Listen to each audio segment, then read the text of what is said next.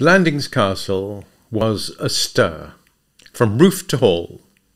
Lights blazed, voices shouted, bells rang. All over the huge building there prevailed a vast activity, like that of a barracks on the eve of the regiment's departure for abroad.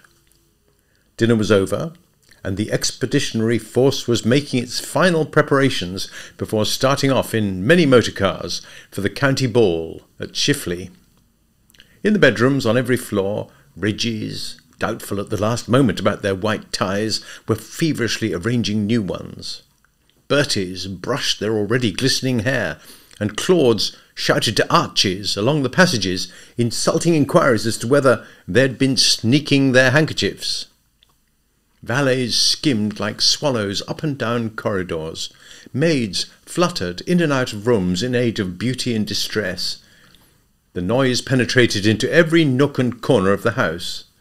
It vexed the efficient Baxter going through his papers in the library, preparatory to leaving Blandings on the morrow for ever. It disturbed Lord Emworth, who, stoutly declining to go within 10 miles of the county ball, had retired to his room with a book on herbaceous borders. It troubled the peace of Beach the butler, refreshing himself after his activities around the dinner table with a glass of sound port in the housekeeper's room. The only person in the place who paid no attention to it was Eve Halliday. Eve was too furious to pay attention to anything but her deleterious thoughts. As she walked on the terrace, to which she had fled in quest of solitude, her teeth were set, and her blue eyes glowed belligerently. As Miss Peavy would have put it in one of her colloquial moods, she was mad as clear through. For Eve was a girl of spirit, and there is nothing your girl of spirit so keenly resents as being made a fool of, whether it be by fate or by a fellow human creature. Eve was in the uncomfortable position of having had this indignity put upon her by both. But while, as far as fate was concerned, she merely smouldered rebelliously, her animosity towards Psmith was vivid in the extreme.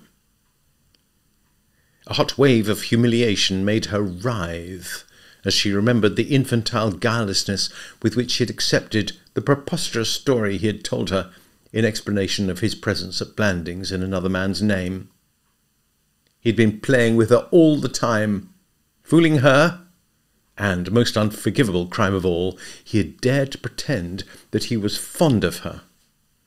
And, Eve's face burned again, to make her almost fond of him. How he must have laughed! Well, she was not beaten yet. Her chin went up, she began to walk quicker. He was clever, but she would be cleverer. The game was not over. "Hello!" A white waistcoat was gleaming at her side. Polished shoes shuffled on the turf. Light hair, brushed and brilliantine to the last possible pitch of perfection, shone in the light of the stars. The Honourable Freddie Threepwood was in her midst.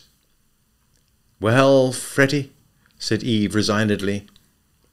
"I say," said Freddie, in a voice in which self-pity fought with commiseration for her, "beastly shame you aren't coming to the hop." "I don't mind." "But I do, dash it, the thing won't be anything without you. Bally washout.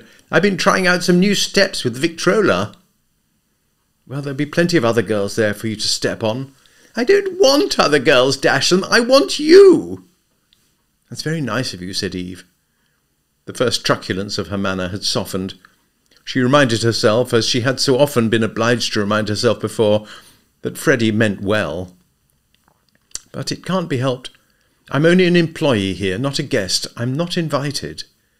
"I know," said Freddie, "and that's what makes it so dashed sickening. It's like that picture I saw once, a modern Cinderella. Only there was a girl nipped off to the dance, disguised, you know, and had a most topping time. I wish life was a bit more like the movies." "Well, it was enough like the movies last night when—" "Oh!" Eve stopped. Her heart gave a sudden jump.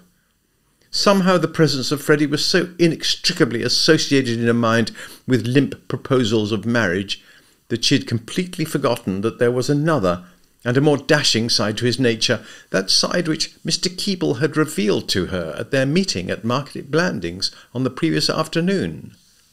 She looked at him with new eyes. "Anything up?" said Freddie. She took him excitedly by the sleeve and drew him further away from the house. Not that there was any need to do so, for the bustle within continued unabated. "Freddie," she whispered, "listen.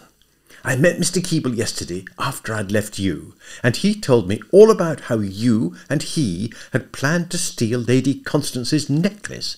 "Good Lord!" cried Freddie, and leapt like a stranded fish. "And I've got an idea," said Eva.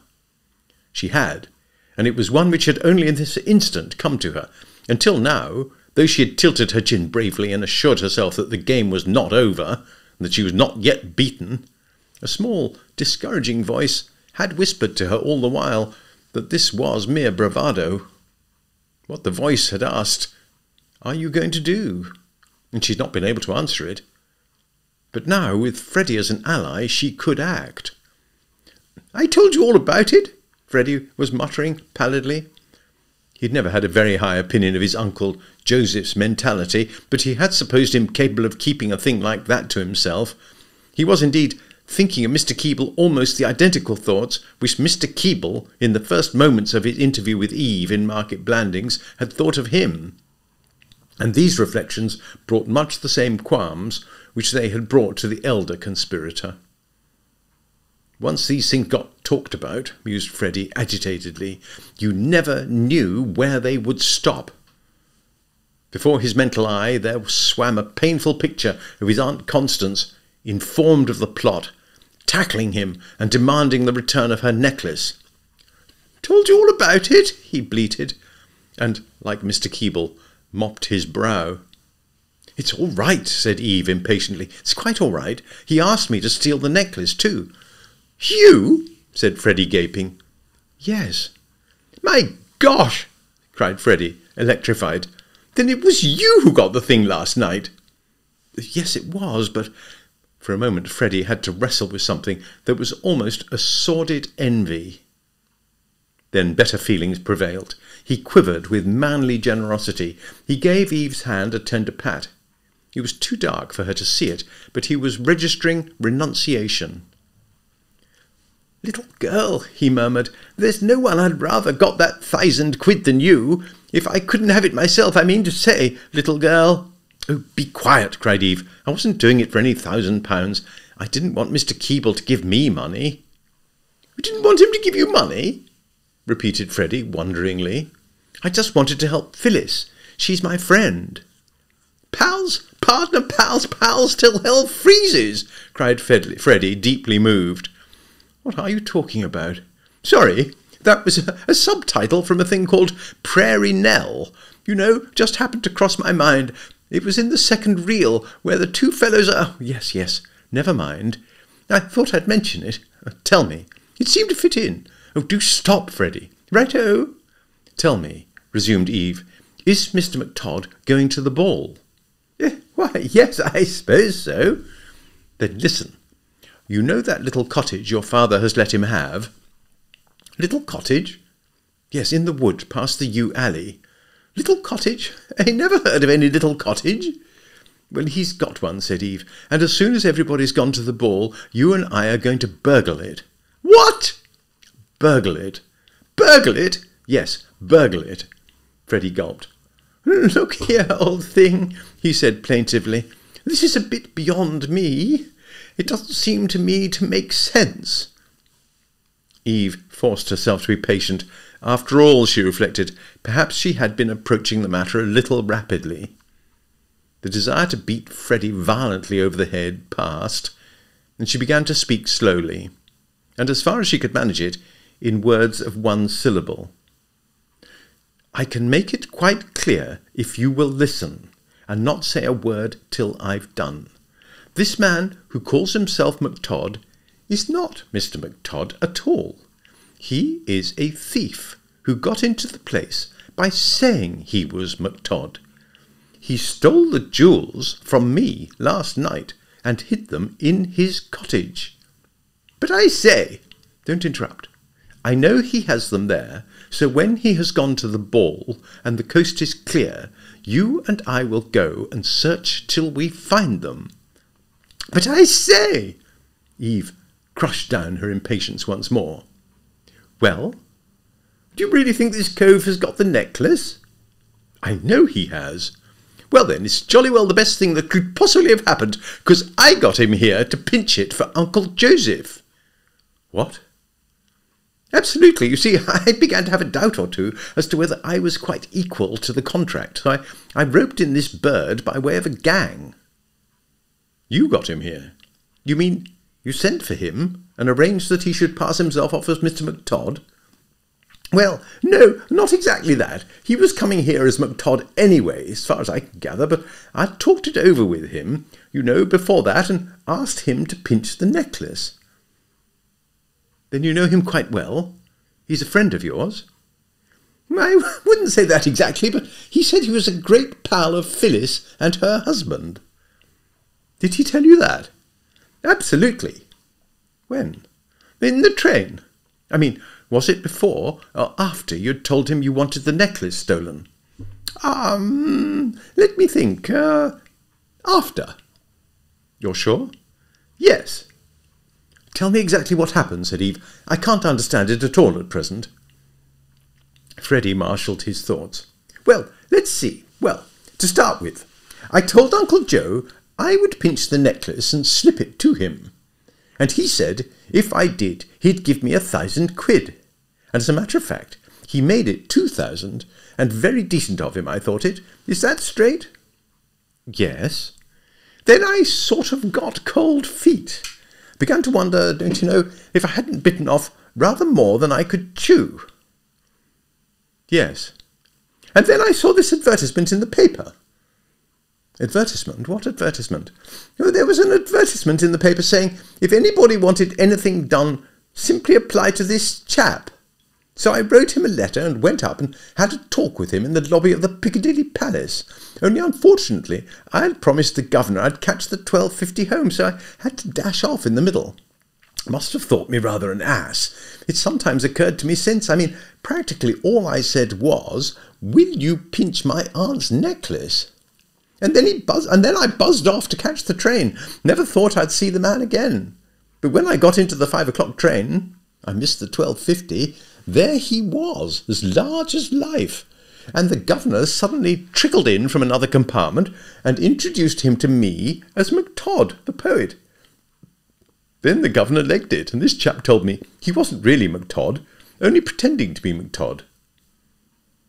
"Didn't that strike you as strange?" "Yes, rather rummy." "Did you ask him why he was doing such an extraordinary thing?" "Oh, yes, but he wouldn't tell me. And then he asked me why I wanted him to pinch Aunt Constance's necklace. And it suddenly occurred to me that everything was working rather smoothly. I mean, him being on his way to the castle like that. Right on the spot, don't you know. So I told him all about Phyllis. And it was then that he said that he'd been a pal of hers and her husband's for years. So we fixed it up that he was to get the necklace and hand it over. I must say I was rather drawn to the chappie. He said he didn't want any money for swiping the thing." Eve laughed bitterly. Why should he, when he was going to get £20,000 worth of diamonds and keep them? Oh, Freddie, I should have thought that even you would have seen through him. You go to this perfect stranger and tell him there's a valuable necklace waiting here to be stolen. You find him on his way to steal it, and you trust him implicitly, just because he tells you he knows Phyllis, whom he had never heard of in his life till you mentioned her. Freddie, really?" The Honourable Freddie scratched his beautifully shaven chin. "Well, when you put it like that," he said, "I must own it does sound a bit off. But he seemed such a dashed matey sort of bird, cheery and all that. I liked the fella." "What nonsense." "Well, but you liked him too. I mean to say, you were about with him a goodish lot." "I hate him," said Eve angrily. "I wish I'd never seen him. And if I let him get away with that necklace and cheat poor Phyllis out of her money, I'll... She raised a grimly determined chin to the stars. Freddie watched her admiringly. "I say, you know, you are a wonderful girl," he said. He shan't get away with it if I have to pull the place down. When you chuck your head up like that, you remind me a bit of, what's her name, the famous Players star, you know, girl who was in Wed to a Satire. Only, asked Freddie hurriedly, she isn't half so pretty, I say. I was rather looking forward to that county ball, but now this has happened, I don't mind missing it a bit. I mean, it seems to draw us closer together somehow, if you follow me. I say, honestly, all kidding aside, you think that love might some day awaken in... We shall want a lamp, of course, said Eve. Eh? A lamp? To see with when we're in the cottage. Can you get one? Freddie reluctantly perceived that the moment for sentiment had not arrived. A lamp? Oh, yes, of course. Rather. Better get two, said Eve, and meet me here about half an hour after everybody has gone to the ball. The tiny sitting-room of Psmith's haven of rest in the woods had never reached a high standard of decorativeness, even in its best days. But as Eve paused from her labours and looked at it in the light of her lamp about an hour after her conversation with Freddie on the terrace, it presented a picture of desolation, which would have startled the plain living gamekeeper to whom it had been once a home. Even Freddie, though normally an unobservant youth, seemed awed by the ruin he had helped to create. Golly, he observed, I say we've rather mucked the place up a bit. It was no overstatement. Eve had come to the cottage to search, and she had searched thoroughly. The torn carpet lay in an untidy heap against the wall. The table was overturned, boards had been wrenched from the floor, bricks from the chimney place. The horsehair sofa was in ribbons. One small cushion in the room lay limply in a corner, its stuffing distributed north, south, east and west. There was soot everywhere, on the walls, on the floor, on the fireplace, and on Freddie. A brace of dead bats, the further result of the latter's groping in the chimney, which had not been swept for 7 months, reposed in the fender. The sitting-room had never been luxurious. It was now not even cosy. Eve did not reply. She was struggling with what she was fair-minded enough to see was an entirely unjust fever of irritation, with her courteous and obliging assistant as its object. It was wrong, she knew, to feel like this.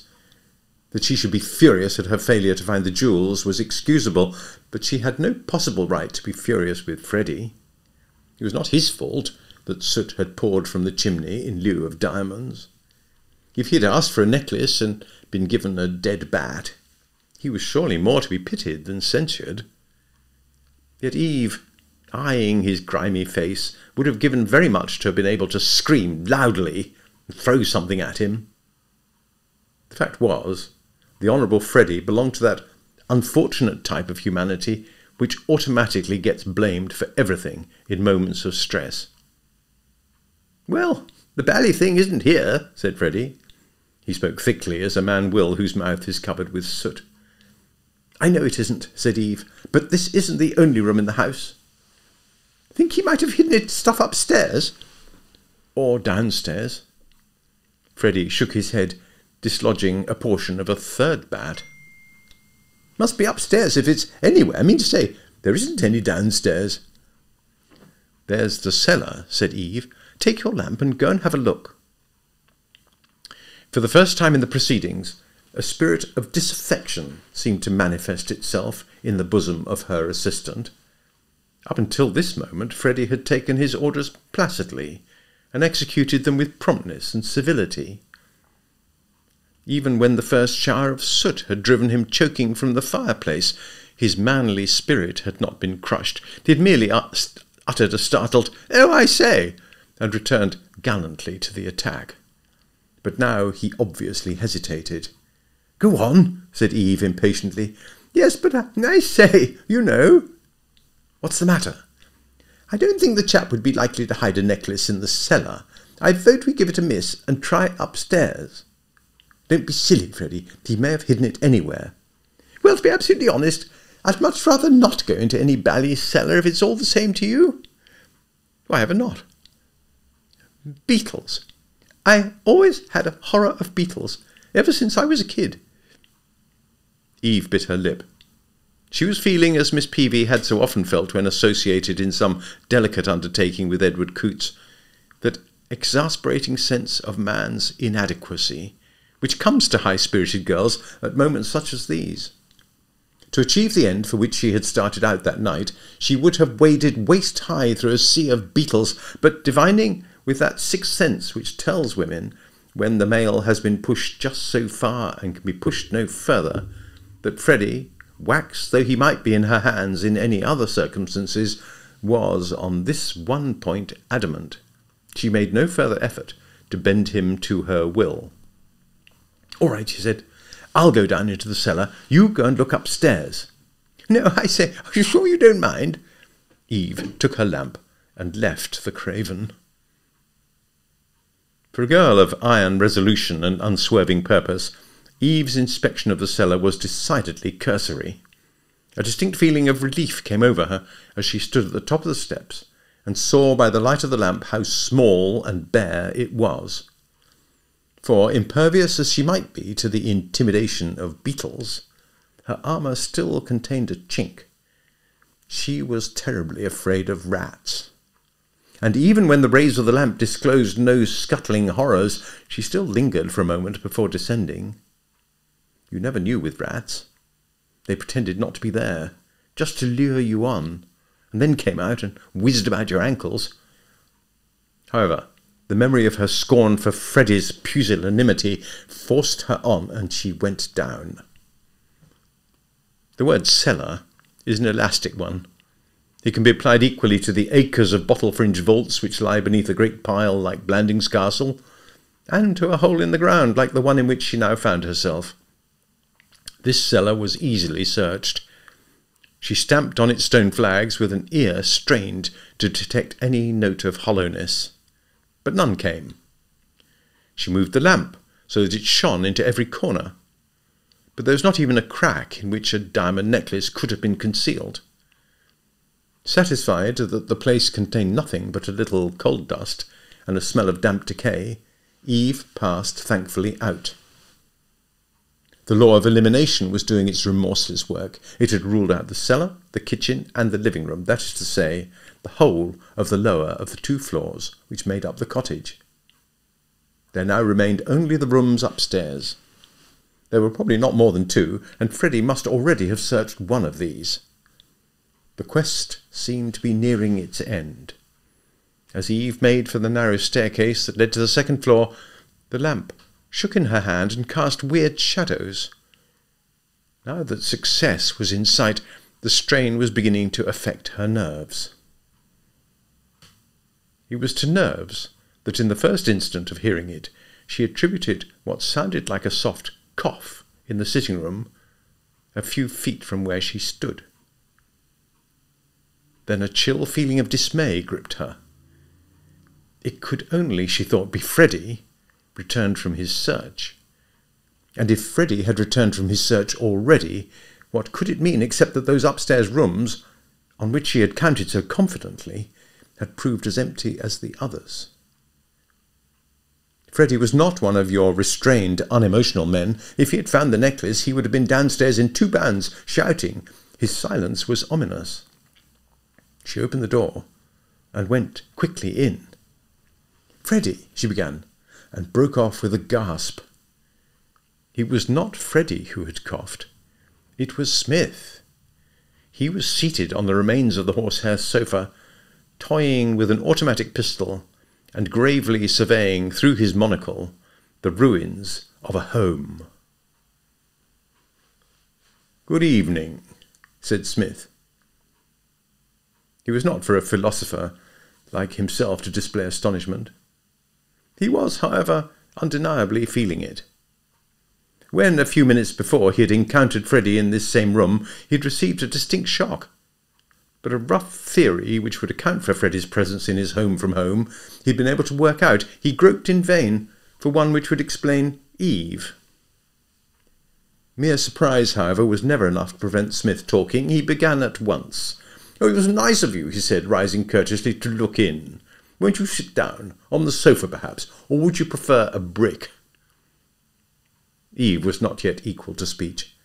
She'd been so firmly convinced that he was 10 miles away at Shifley that his presence here in the sitting room of the cottage had something of the breathtaking quality of a miracle. The explanation, if she could have known it, was simple. 2 excellent reasons had kept Psmith from gracing the county ball with his dignified support. In the first place, as Shifley was only 4 miles from the village where he had spent most of his life, he had regarded it as probable, if not certain, that he would have encountered there old friends, to whom it would have been both tedious and embarrassing to explain why he had changed his name to McTodd. And secondly, though he had not actually anticipated a nocturnal raid on his little nook, he had thought it well to be on the premises that evening, in case Mr. Edward Coutts should have been getting ideas into his head. As soon, therefore, as the castle had emptied itself and the wheels of the last car had passed away down the drive, he had pocketed Mr. Coutts's revolver and proceeded to the cottage. Eve recovered her self-possession. She was not a girl given to collapse in moments of crisis. The first shock of amazement had passed. A humiliating feeling of extreme foolishness, which came directly after, had also passed. She was now grimly ready for battle. "Where is Mr. Threepwood?" she asked. "Upstairs. I have put him in storage for a while. Do not worry about Comrade Threepwood. He has lots to think about. He is under the impression that if he stirs out, he will be instantly shot." "Oh, well, I want to put this lamp down. Will you please pick up that table?" "By all means, but I am a novice in these matters. Ought I not first to say, 'hands up' or something? Will you please pick up that table? A friend of mine, one Coutts, you must meet him sometime, generally remarks, 'Hey,' in a sharp, arresting voice on these occasions. Personally, I consider the expression too abrupt. Still, he has great experience. Will you please pick up that table?" "Most certainly. I take it, then, that you would prefer to dispense with the usual formalities. In that case, I will park this revolver on the mantelpiece while we chat. I've taken a curious dislike to the thing. It makes me feel like dangerous Dan McGrew." Eve put down the lamp, and there was silence for a moment. Smith looked about him thoughtfully. He picked up one of the dead bats and covered it with his handkerchief. "Somebody's mother," he murmured reverently. Eve sat down on the sofa. "Mr. She stopped. "I can't call you Mr. McTodd. Will you please tell me your name?" "Ronald," said Smith. "Ronald Eustace." "I suppose you have a surname," snapped Eve, "or an alias." Smith eyed her with a pained expression. "I may be hypersensitive," he said, "but that last remark sounded to me like a dirty dig. You seem to imply that I'm sort of a criminal." Eve laughed shortly. "I'm sorry if I hurt your feelings. There's not much sense in pretending now, is there? What is your name?" "Smith." The P is silent. "Well, Mr. Smith, I imagine you understand why I am here." "I took it for granted that you'd come to fulfill your kindly promise of doing the place up a bit." "Will you be wounded if I say frankly that I preferred it the way it was before?" All this may be the last word in ultra-modern interior decoration, but I suppose I'm old-fashioned. The whisper flies round Shropshire and adjoining counties. Smith is hidebound. He's not attuned to up-to-date methods. Honestly, don't you think you have rather unduly stressed the bizarre note? This soot, these dead bats. I've come to get that necklace. Ah, the necklace. I'm going to get it too. Smith shook his head gently.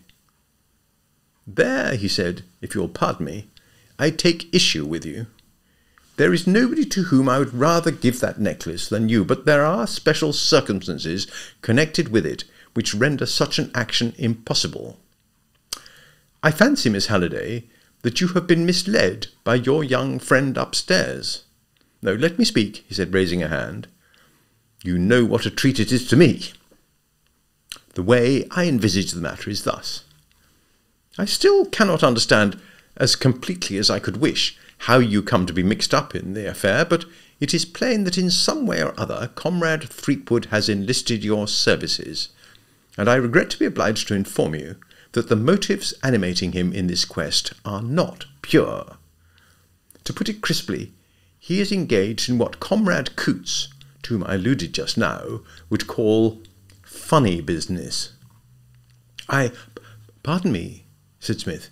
If you will be patient for a few minutes more, I shall have finished and shall then be delighted to lend an attentive ear to any remarks you may wish to make. As it occurs to me, indeed, you hinted as much yourself just now, that my own position in this little matter has an appearance which to the uninitiated might seem tolerably rummy. I'd better explain how I come to be guarding a diamond necklace which does not belong to me. I rely on your womanly discretion to let the thing go no further. Will you please, in one moment? The facts are as follows.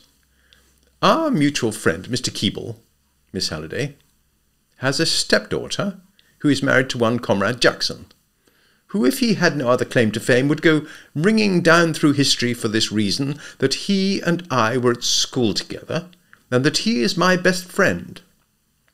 We two have sported on the green a lot of times. Well, owing to one thing and another, the Jackson family is rather badly up against it at present. Eve jumped up angrily. I don't believe a word of it, she cried. What is the use of trying to fool me like this? You have never heard of Phyllis before Freddie spoke about her in the train. Believe me, I won't. Freddie got you down here to help him steal that necklace and give it to Mr. Keble so that he could help Phyllis. And now you've got it and are trying to keep it for yourself. Smith started slightly. His monocle fell from its place. Is everybody in this little plot? Are you also one of Comrade Keble's corps of assistants? Mr. Keble asked me to try and get the necklace for him. Smith replaced his monocle thoughtfully. This, he said, opens up a new line of thought. Can it be that I have been wronging Comrade Threepwood all this time? I must confess that when I found him here just now, standing like Marius among the ruins of Carthage, the allusion is a classical one and the fruit of an expensive education, I jumped, I may say sprang, to the conclusion that he was endeavouring to double-cross both myself and the boss by getting hold of the necklace with a view to retaining it for his own benefit. It never occurred to me that he might be crediting me with the same sinful guile. Eve ran to him and clutched his arm. Mr. Smith, is it really true? Are you really a friend of Phyllis? She looks on me as a grandfather. Are you a friend of hers? We were at school together. This, said Smith cordially, is one of the most gratifying moments of my life. It makes us all seem one great big family. But I never heard Phyllis speak about you. Strange, said Smith. Strange. Surely she was not afraid of her humble friend? What? I must explain, said Smith, that until recently I was earning a difficult livelihood by slinging fish about in Billingsgate Market. It's possible that some snobbish strain in Comrade Jackson's bride, which I confess I had not suspected, kept her from admitting that she was accustomed to hobnob with one in the fish business. Good gracious, cried Eve. I beg your pardon? Smith, fish business? Why, it was you who called at Phyllis's house while I was there, just before I came down here. I remember Phyllis saying how sorry she was that we had not met. She said you were just my sort of... she said she wanted me to meet you. This, said Smith, is becoming more and more gratifying every moment. It seems to me that you and I were made for each other. I am your best friend's best friend, and we both have a taste for stealing other people's jewellery. I cannot see how you can very well resist the conclusion that we are twin souls. Don't be silly. We shall get into that series of husbands and wives who work together. Where is the necklace? Smith sighed. The business note. Always the business note. Can't we keep all that till later? No, we can't. Oh, well. Smith crossed the room and took down from the wall the case of stuffed birds. The one place, said Eve with mortification, where we didn't think of looking. Smith opened the case and removed the centre bird, a depressed-looking fowl with glass eyes, which stared with a haunting pathos. He felt in its interior and pulled out something that glittered and sparkled in the lamplight. "Oh!" Eve ran her fingers almost lovingly through the jewels as they lay before her on the little table. "Aren't they beautiful? Distinctly, I think I may say that of all the jewels I have ever stolen— Hey!" Eve let the necklace fall with a cry. Smith spun round. In the doorway stood Edward Coutts, pointing a pistol.